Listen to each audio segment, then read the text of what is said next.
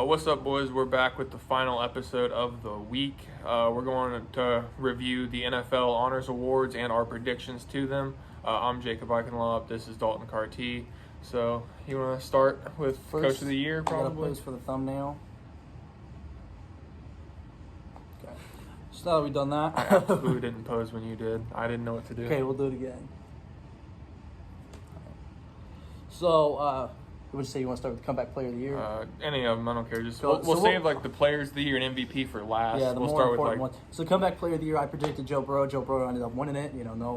For me, it's not really a surprise. I mean, coming back off of an ACL tear and winning arguably the toughest division in football. I'd say the third toughest behind the AFC West and the NFC West. I don't think the AFC West is the toughest.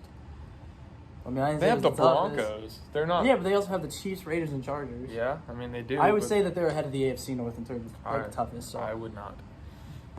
Arguably 2 or 3 for toughness. I think. And what was the other one? The NFC West. The NFC West. Yeah, that one's tougher. Yeah, that one's way tougher. So anyway, yeah, but I predicted Joe Burrow. Winning a tough division like that and being an MVP candidate off of an ACL tear your rookie year. For me, it's Joe Burrow. I picked Dak Prescott, and it's just because last year was Joe Burrow's rookie year, so you had nothing to compare it to what he did when he came back. In a sense, it was kind of his rookie year, even though he wasn't technically a rookie. But, I'm not really surprised that he won, but I do feel like the playoffs have some implication on this. But that's...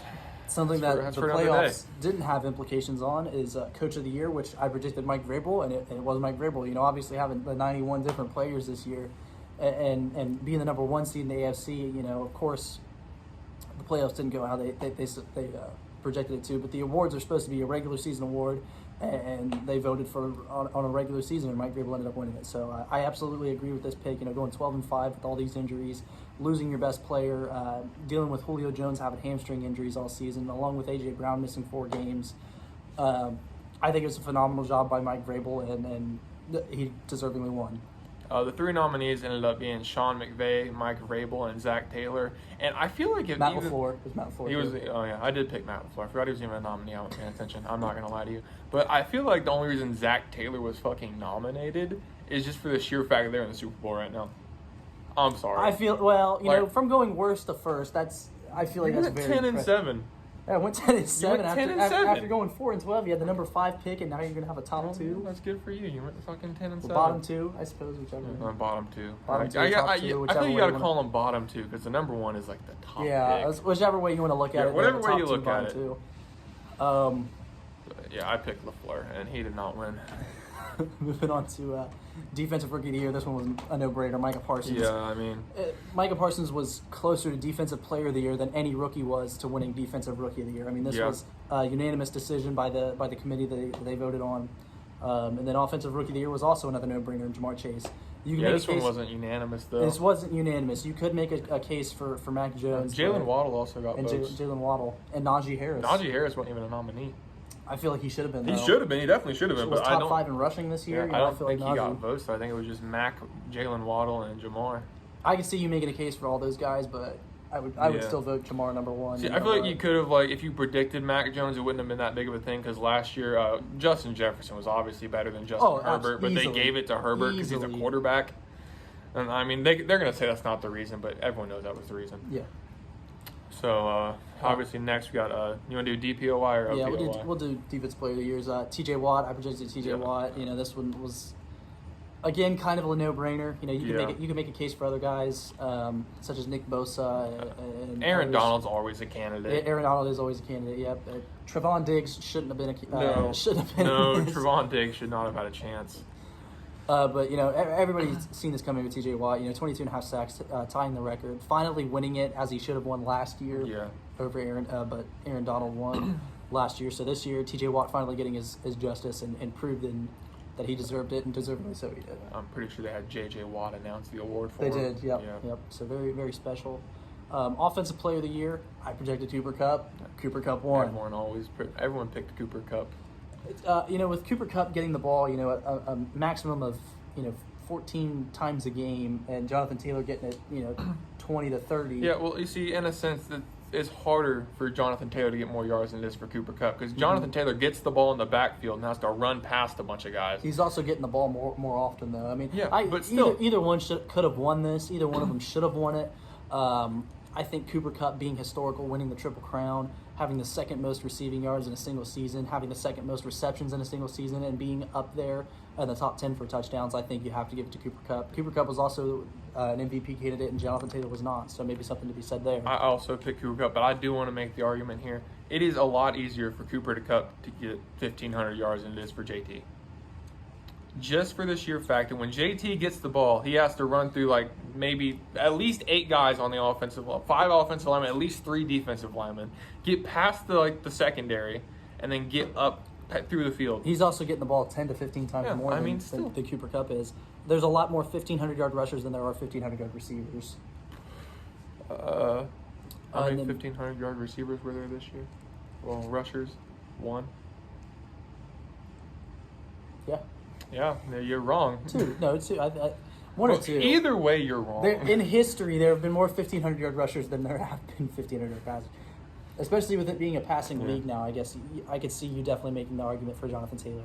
MVP, I predicted Aaron Rodgers. Aaron Rodgers won, so all of my predictions hit this finally. So I might not be able to predict games, but I can predict awards. Yeah, I mean, it's not like the awards are given or anything before it even happens. That is true. That's very true. So Aaron Rodgers winning it this year had a phenomenal season. Only 4 interceptions, and 2 of them came in the first game of the season. Just a phenomenal year by him, and I can see you making a case for Tom Brady with leading the league in passing yards and passing touchdowns. I can see it for Cooper Kupp as well. But Aaron Rodgers was just phenomenal this year, leading that team to the number 1 seed. It really was a no debate for me. Yeah, I mean, I could see you arguing other guys. I did pick Tom Brady. Honestly, once he retired, I figured it gave him more of a chance to win it just because he had that great of a year at the age of 44 and then just left. So I feel like there was more. He had higher odds, in my opinion, probably not in the committee's opinion or anything, to win it after he retired. But Aaron Rodgers is deserving of it. But Aaron Rodgers is not a top 5 quarterback of all time. I mean, he might have won another MVP tonight. Yeah, might have won his 4th MVP, but the lack of playoff production is well, and sometimes it's not even from him. It's usually from from his defense. But this year definitely was him. This year his defense gave up how many points? None. 3? No. His defense hardly gave up anything. Which game are you talking about? In the postseason. His defense didn't give up any points. Yeah, because it was special teams. Yeah, it was all special teams. His defense shut out San Francisco. Granted, they scored 13 points because the Packers' special teams is ass. But Aaron Rodgers put up 10 points. 10 points and he's the MVP. And apparently, to some people, a top 5 quarterback of all time. Because it's a regular season award. It is a regular season playoffs, award, but he probably let's be honest here. Everyone also looks at playoffs. Yeah, this is why it should be voted on before the playoffs because they definitely have an impact, even though they say they don't. Like really, in my opinion, you have 2 options if you're the committee. Either vote on it like after the last game of the regular season, or just say that the playoffs count. Just say the playoffs are included in the decision. Like it's not that hard to do either of those. So I don't know what else you could do. I mean, I feel like the playoffs do have an impact on it, and I just feel like it's unfair labeled as a regular season award. I feel like it should be a regular season award. I don't think you should include playoffs because not everybody makes it to the playoffs. I'm not saying you should either, but I'm just saying those are your 2 options. Yeah, I see where you're coming from. But so to wrap things up with the NFL award honors, all my picks were right, and he had like 3 wrong. Yeah. I mean, most of these you kind of could predict who was going to win them before they were even given out, such as like Micah Parsons winning Defensive Rookie of the Year, Jamar Chase Offensive Rookie of the Year. A lot of these were givens, and then other ones were up for debates, but there was obviously favorites. Yeah, really the only debates were Comeback Player of the Year and Coach of the Year. Yeah, Coach of the Year. And maybe you could make a case for Jonathan Taylor in Offensive Player of the Year. Yeah, I mean, you could, but I mean, let's be honest here. I don't think anyone was not voting for Cooper Kupp. No, especially after the year he had. Yeah.